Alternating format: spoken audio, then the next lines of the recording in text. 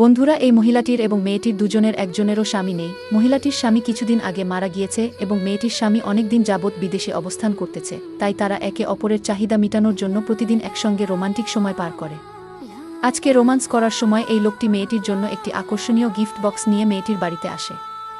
তখন সুন্দরী মেয়েটি এবং মহিলাটি সুন্দর একটি রোমান্টিক সময়ের মধ্যে ছিল, কিন্তু তখন আর রোমান্স করতে না পেরে মেয়েটি দরজা খুললে দেখে এই লোকটি তাকে একটি গিফট বক্স দিতে এসেছে। তখন মেয়েটি লোকটির থেকে গিফট বক্সটি নিয়ে টাকা দিতে গেলে লোকটি মেয়েটির থেকে টাকা না নিয়ে মেয়েটির হাত ধরে তার সাথে ফিজিক্যালি সম্পর্ক করার জন্য। তখনই মহিলাটি এমনটা দেখে সেখানে আসে আর লোকটিকে বিশাল একটি থাপ্পড় মারে।